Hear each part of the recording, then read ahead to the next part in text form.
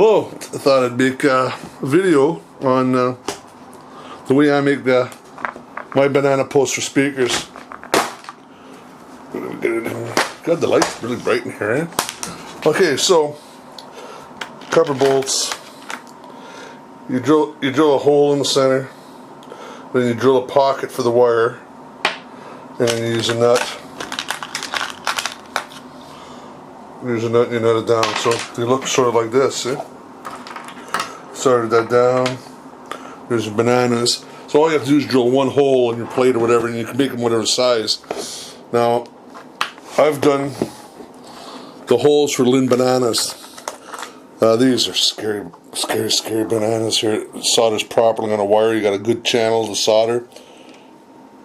I don't like using them till I got to do them. These are brand new, so I'm not going to stick it in there because these are good for about 5 or 6 insertions. Then you got to use a razor blade. But here I got here. This is a not bad little banana. It's very close.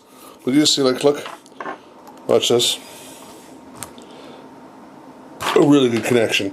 How did I get that? Well, this is how Lynn did their speakers, and I think they still do their speakers like that.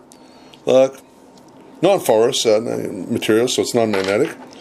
And look, they did it the same way, but like this goes to circuit. This solders to the circuit board. So if you want to use these, I got these from crossovers that weren't being used anymore. You can use this and just solder the wire right directly to that. Another great connection. You know what I mean? And you need a special tool to tighten it up. But basically, it's the same thing as this copper bolt. Now the trick with the copper bolt is they're going to change your color and oxidize. What you do is when you have this all set up, you take the nut off. You put your banana in there. That's a Lynn banana. See that? It's an old Lynn banana. I could pull a car with that.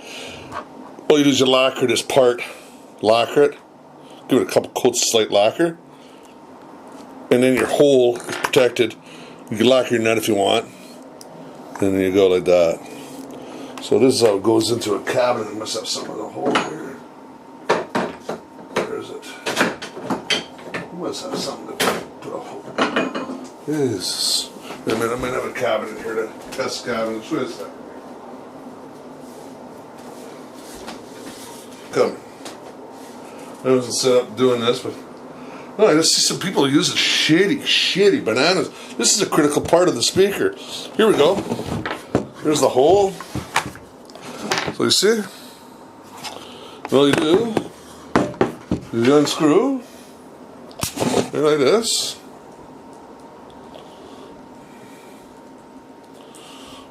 Go into that.